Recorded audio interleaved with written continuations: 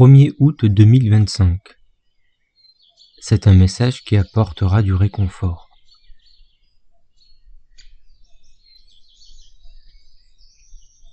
En ce jour, j'eus pour penser paroles suivantes.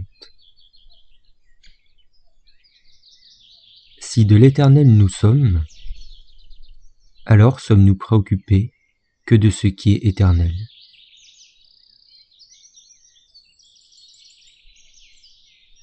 Et avant d'avoir vœu de recevoir une suite, comme n'importe autre homme, je fus intrigué du fait à ce que je vois que nombreux d'entre parmi nous profitent de me lire ou de donner un intérêt à une parole publique, mais sans me suivre. Je n'en dis rien, car c'est celui que vous avez fait de moi qui vous écrit et parle, et que je n'en dis que de celui qui est en moi. Mais ce soit, dit la simple origine immortelle, éleva en moi, dit la multiple origine immortelle, une sensation déjà connue depuis une colossale durée, et elle demande.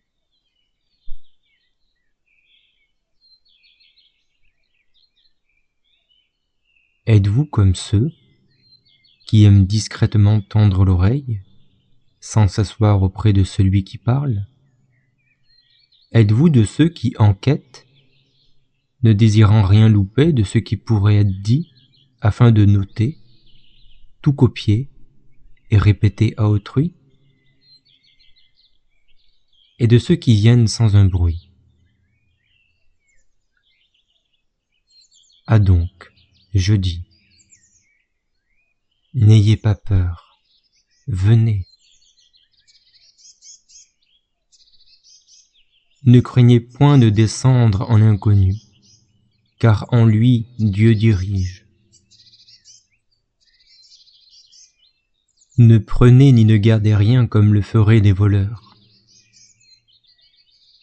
Si de lorsque vos pas sont légers et silencieux, car vous pourriez vous y confondre.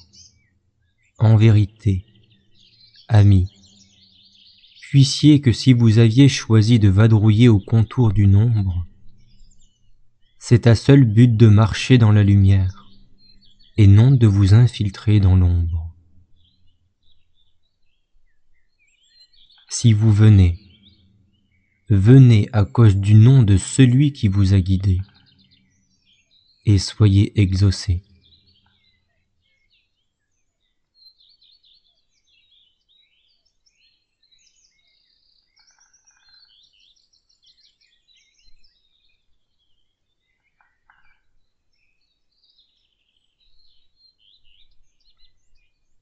Avance, il faut avancer vers le cœur de la santé, dans l'accord parfait avec soi-même.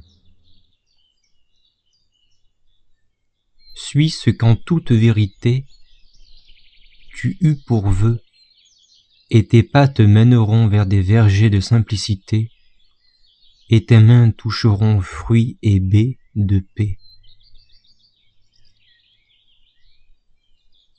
Ce n'est qu'en œuvrant avec la part en vous qui a pour plein vœu d'accomplir l'œuvre du Père, que vous aurez la force de ramasser votre récolte, et ainsi ne point paresser pour ne manquer de butin.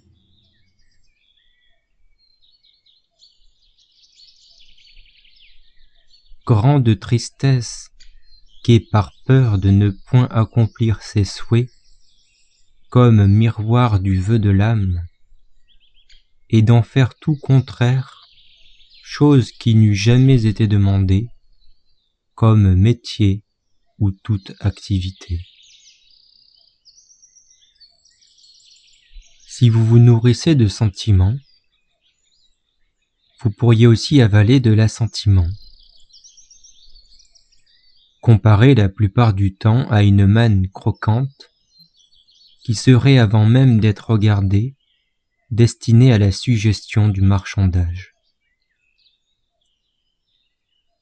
Ce marchandage est une forme calorique résidant à l'intérieur même des corps et des formes selon la nature de votre intention en tant que relais épisodique entre la vapeur psychique et l'émanation matérielle, créant sorte de vortex aspirant et vous retirant le bénéfice qu'aurait le véritable potentiel de vie. Ce marchandage est un tyran à l'appétit insatiable.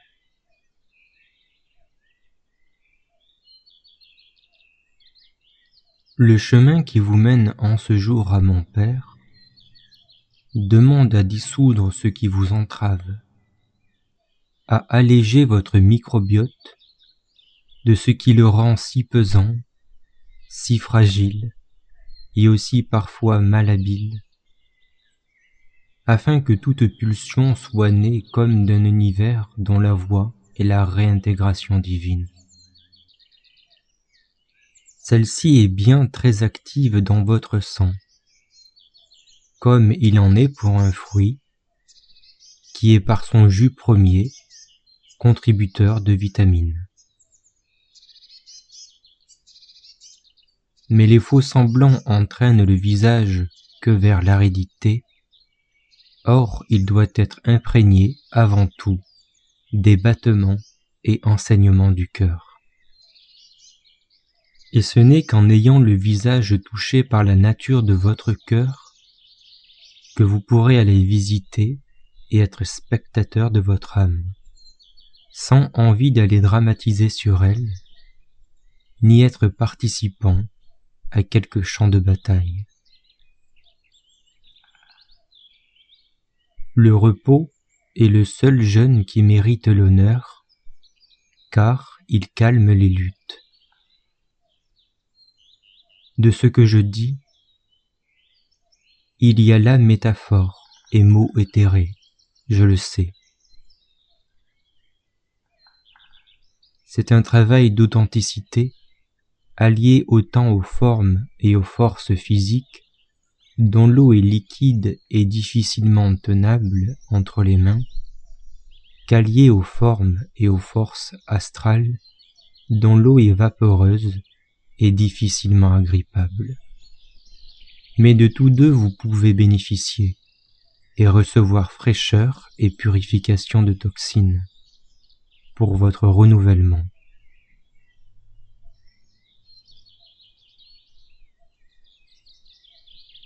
Ô Nassi, nourris l'âme par la nature qu'elle a elle-même cueillie, loin des commerces qui désirent contrôler son goût et la valeur qu'a son appétit.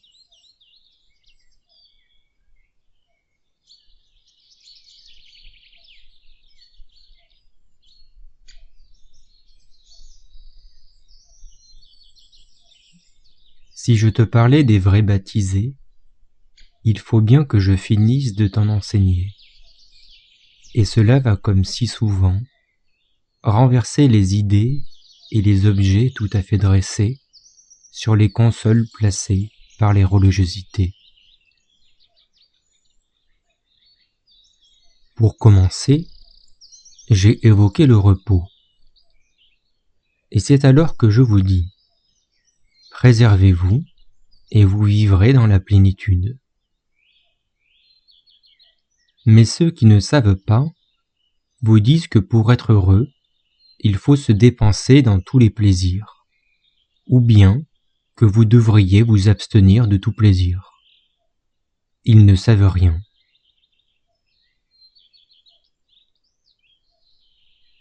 Heureux sont ceux qui aiment simplement s'asseoir dans la tranquillité, même au cœur de leur action, et qui prennent la peine de s'adresser à mon Père afin qu'il leur envoie la sérénité.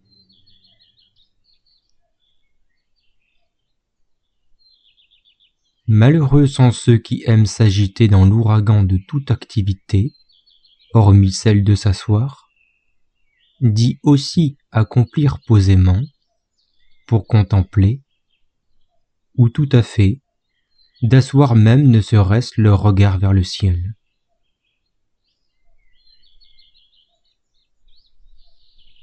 Le baptême, cela est le renouvellement de votre présence. Nul n'a besoin d'être baptisé lorsqu'il naît, car il est de par nature tout à fait pur, sauf si, de sa conception, il fut conçu par agressivité, perversion et loufoquerie.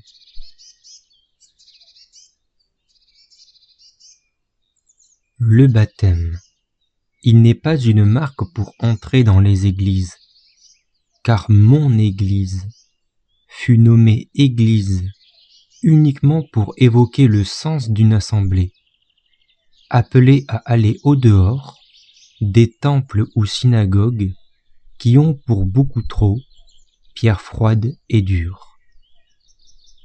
Mais Église qui est de se rendre dans la nature et au temple de mon Père.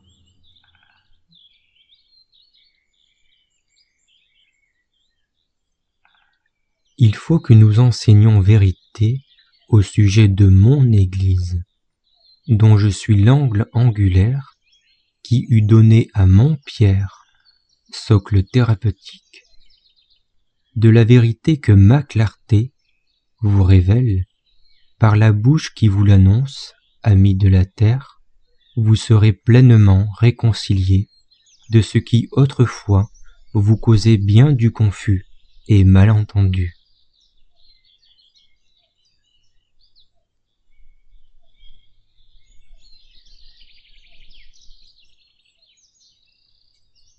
Mon Pierre n'était certes pas froid ni dur, mais bien d'un sang chaud et sensible. Ô mon Pierre, qui n'avait pour pierreux que le fait d'être le genre d'homme à se laisser marcher dessus, mais jusqu'à y lever un caillou, et même une montagne s'il le fallait, vers la face de ceux qui manquaient de respect et d'humilité.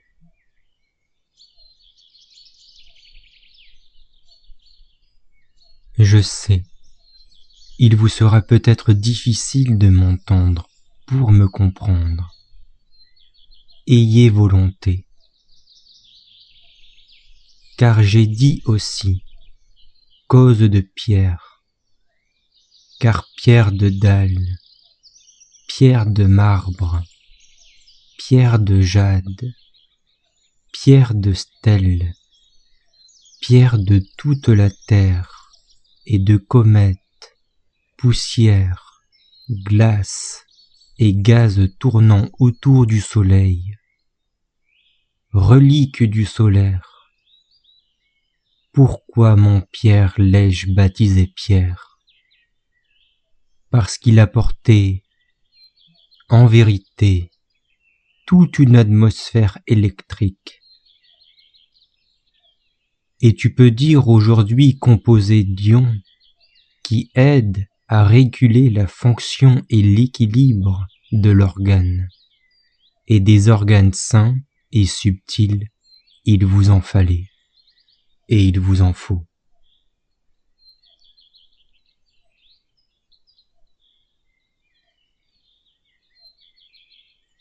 Tête brillante, cœur brûlant, et contours gelés, n'ayant point sa propre lumière, mon Pierre, comme le possède l'étoile, ni n'étant fixe, apparemment, mais bien se déplaçant rapidement sur la voûte céleste, lui qui courait plus vite qu'il ne marchait, mon Pierre, ne désirant qu'aller au Père et apporter particules de vie, poissonnier qu'il était. Mais le fin sujet de la genèse du vivant, qui est descendu avec les astres, est encore plus émergent, duquel toi, Nassi, tu as déjà tout savoir. Qui te poserait la question en aurait la révélation.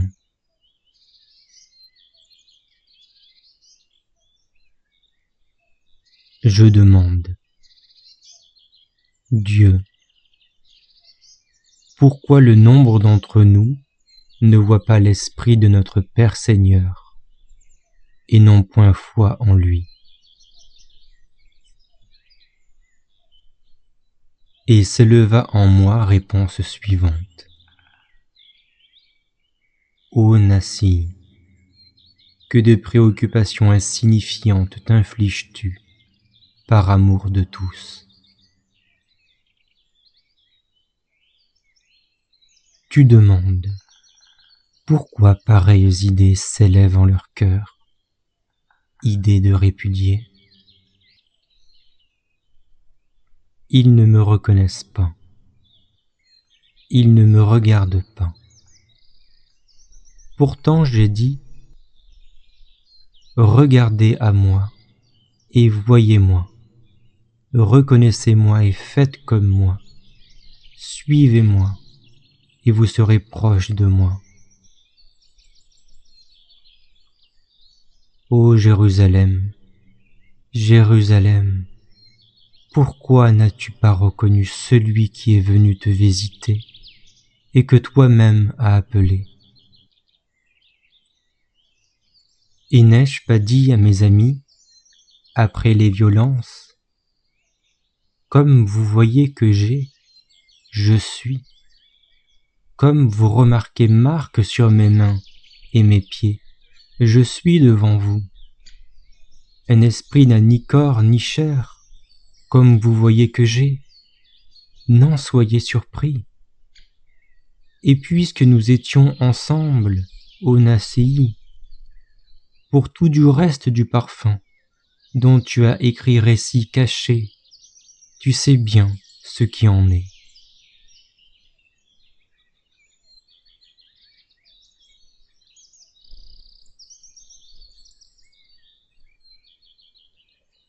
Nous avons déjà réglé la question de Dieu, et la question du Père pourtant. Et la réponse que je t'ai donnée t'est certes restée, et elle n'est certes pas un résumé erroné et incorrect des religiosités. Repars donc étudier de mon enseignement et de la mémoire que tu as retrouvée.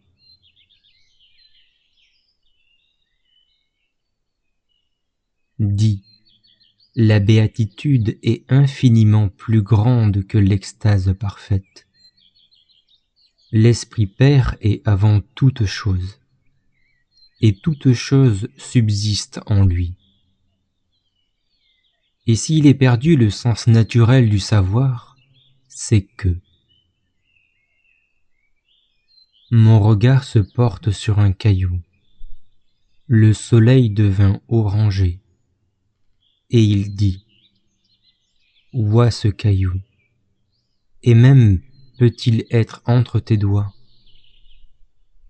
Et pour penser que son existence seule peut te toucher, par sa forme, son odeur, sa texture, de tout son corps et toutes ses caractéristiques, il ne le pourra plus si tu l'approches coupé de tout sens naturel. Alors l'existence de cet objet perd le sens de sa cause. Ne pas donner foi en l'Esprit Père exige la croyance au péché et qu'il y ait grande séparation. Il faut qu'il y ait le pouvoir de l'Esprit en soi pour se restaurer dans la vérité.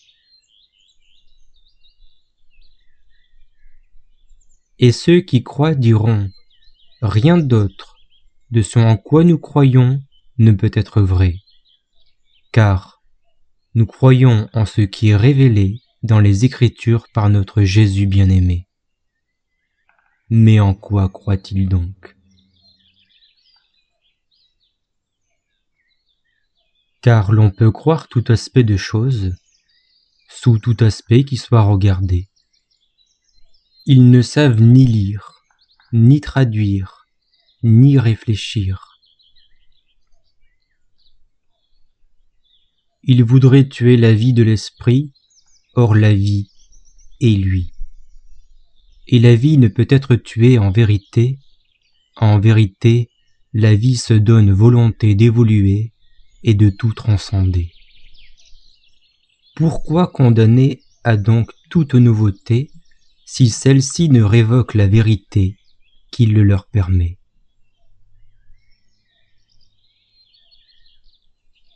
Ceux sans l'esprit père tendent vers le dernier sommeil, se tenant dans la peur d'être dévorés par le menaçant. Et ceux avec l'esprit père tendent vers le premier éveil, se tenant dans la paix d'être sauvés par le rassurant. Pourquoi le nombre ne voit, demandes-tu? Père retire aussi la vue à qui il veut. Car pour des friandises, il dénoncerait les plus beaux bienfaits, c'est malheureux. Et si je leur venais, comme ils l'ont déjà fait, ils me renieraient et me condamneraient. Car je me condamne d'échouer, de leur révéler la toute vérité, de les élever au-dessus des sommets et de les sauver. Mais comme je donne ma vie, j'ai aussi pouvoir de la reprendre.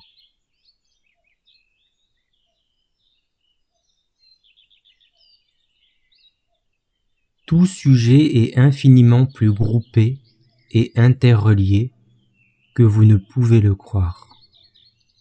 Je comprends que les sujets entrelacés et complexes peuvent être frustrants. Il faut persévérer et ne pas hésiter à changer de sentier quand on se sent bloqué sur un passage, car cela ne signifie pas se résigner, mais donner preuve de souplesse. Et n'est-elle pas cousine de la tendresse ?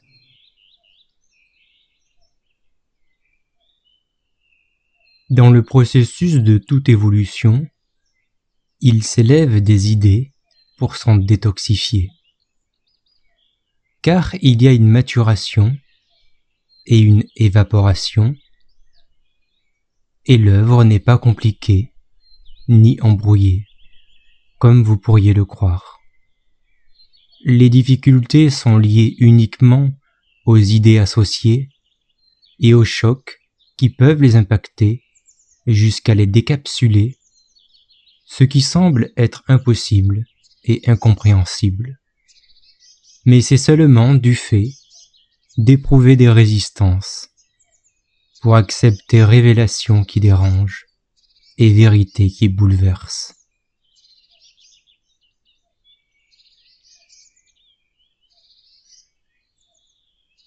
Ceux qui renient l'évidence sont bousculés, dire dérangés, et ceux qui s'emprisonnent dans l'adoration de leurs croyances ne savent pas maîtriser leur bouleversement, et leur ardeur non maîtrisée les conduisent dans la confusion et à vivre et exprimer de la convulsion psychologique.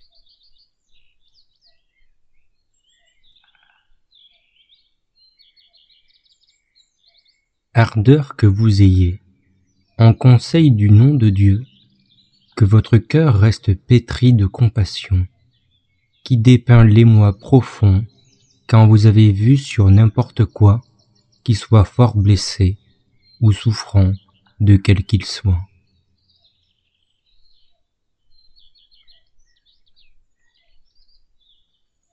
De ceux dont nous parlions, ils font reniement aussi pour se rassurer des efforts qu'ils auraient faits, et qui ne s'en doivent pour eux de ne point avoir servi à rien. Or, il est impossible d'évoluer sans connaître des difficultés, mais soyez gardés de vous ranger par peur dans les croyances de grande naïveté et d'histoires tout à fait racontées. Car l'on ne peut pas aller à l'esprit sans s'ouvrir à lui, afin qu'il entre en toute partie. Et le déchirement est donc nécessaire, étant celui qui fissure le voile. Demandez donc à tous ceux qui ont reçu, par leur fausse mort ou catastrophique épreuve, avec ce dont quoi beaucoup sont revenus, médiumnité de tout genre, sensibilité affûtée, capacité d'expression, etc. Mais ceux qui ne savent pas disent nous avons ouverture d'esprit. Ils ne savent pas parler, parce qu'ils ne disent que de mensonges, sans même le savoir. Ils ne savent rien. Pourtant, votre langage et celui de France porte les signes du sacré, et pétales et senteurs. Toute cette fleur éclose sous une forme que l'on ne trouve nulle part ailleurs dans l'actuel champ de vie de la galaxie. Le bon langage joue le rôle non négligeable du parachèvement à la faculté d'éprouver de la sensibilité. Et n'est-il pas sensible, celui qui est poétique ? C'est une fleur particulière, qui est égale aux fonctions médicales, sous consigne d'être dosée avec 1000 précautions. Potion de compassion, que ton fluide ne devienne point poison.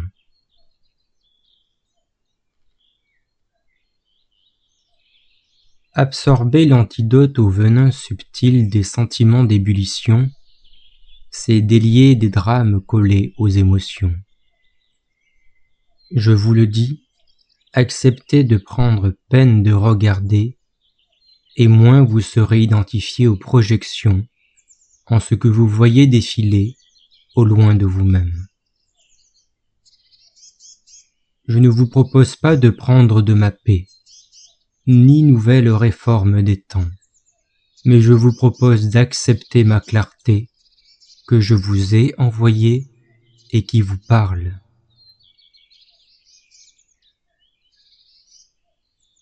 Car elle vous restituera à la paix qui déjà se lève en vous et réclame force et vertu.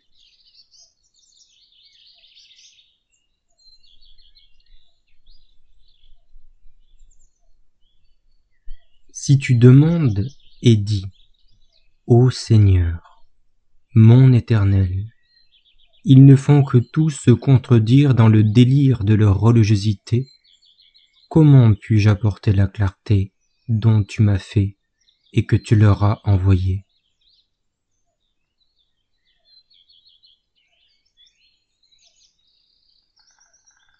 Un grand silence prit place. Puis, il m'éleva. Quand il y a contradiction, il faut comprendre les contextes et les doubles usages du symbole. Dit, une échelle n'a pas de mauvais sens. Et si je la poserais exprès de côté, dès les premiers paliers, je me ressentirais tombé, et pas du tout équilibré. Il n'y a donc pas de sérieux risque à progresser sur la voie de vérité, et dans toute voie lactée. Et que de force pure dans la nature du mental de chacun de vous. Ce n'est pas faire preuve d'orgueil, c'est apercevoir qu'il est en tout point comparable à une galaxie avec ses soleils, ses planètes, ses comètes, ses astres morts, de poussière stellaire et de ce vide tout à fait plein. Et votre cœur bat avec tout cela, et votre nature psychique est note de toute longueur d'onde dépendant de votre relation de conscience, votre relation avec moi. Tout potentiel est d'abord plus que éthérique, puis par suite et répercussion, il se crée dans le psychisme, puis au physique, quel qu'il soit, où soit-il.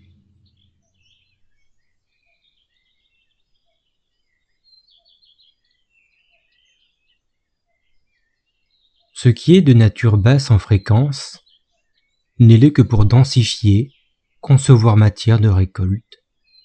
Ne juge point si tu trouves que le monde concevable est encore très bas. Père gouverne le processus d'évolution et laisse libre sa création. C'est afin d'engendrer des beautés impossibles, de la pureté stimulante et de la phénoménale bonté. Alors, mon Nassi, je te dis, sois patient et leur nouvelle compréhension les transformeront progressivement.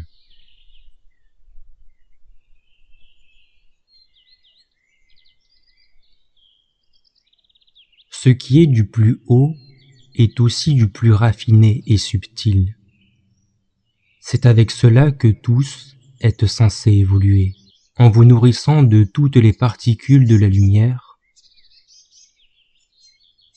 Elles ont chacune leur utilité, et elles sont transportées par le temps donné, descendant tranquillement dans les couches et les miasmes de la Voie lactée.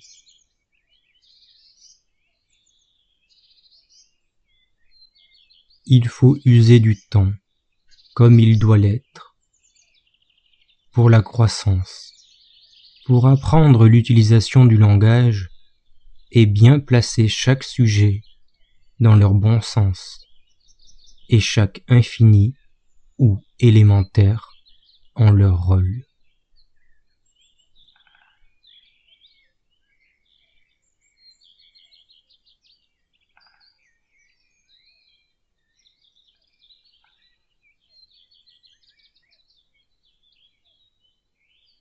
Tout réel changement nécessaire est dans votre lieu d'esprit, car c'est vous qui m'accueillez, et c'est moi qui viens vous chercher, lorsque vous êtes prêt.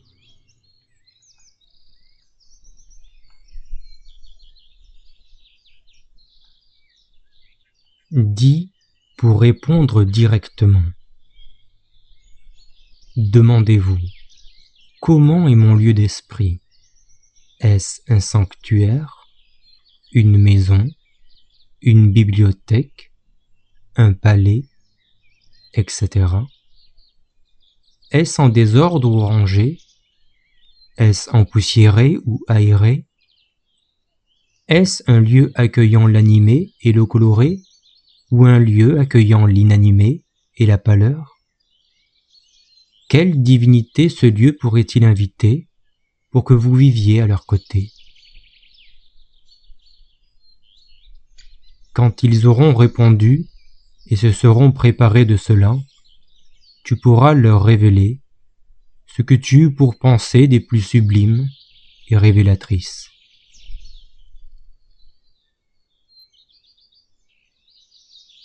Et pourquoi ne me voient-ils pas? Et pourquoi n'ont-ils foi? Et pour penser que le Créateur de la nature universelle et créaturielle a doté celle-ci d'organes uniques pour être avec lui et unis à lui, a donc toute autre approche non naturelle et non organique, dite scientifique ou mécanique, ne peut pas réellement voir ce qui est parfaitement naturel. Seul ce qui est naturel peut être témoin de sa nature. De même, avec ce qui forme toute nature expressive, ainsi aussi la nature par laquelle vous percevez et coexistez dans la vie de son esprit.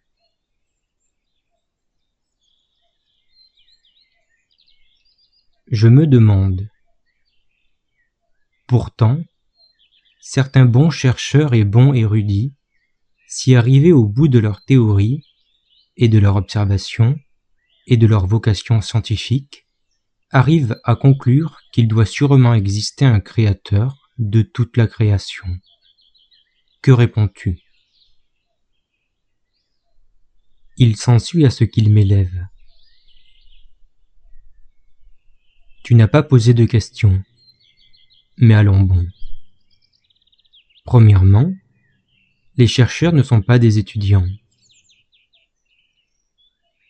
Cause de cela, ils s'enlèvent la possibilité d'apprendre. Deuxièmement, les érudits ne sont pas des savants, et n'ont donc pas de savoir. Ils sont remplis de connaissances, qui les ont emprisonnés par les barreaux des idées. Ils aiment la magie plutôt que l'esprit. Et si tous deux arrivent à la conclusion qu'un créateur doit être pour une création aussi parfaite et éternelle, ce n'est que par suite, qu'ils n'ont pas encore réglé la question de l'existence. Or, nous l'avons réglée, en secret, et que tu as bien noté. Puis, s'ils concluent et avouent un tel propos, c'est uniquement lorsqu'ils arrivent au bord du précipice, ne pouvant plus s'expliquer ce qu'ils désireraient, et ceci est une attitude de liquidation et non de réalisation. Ils devraient dire et vivre que si de l'éternel nous sommes, alors sommes-nous préoccupés que de ce qui est éternel.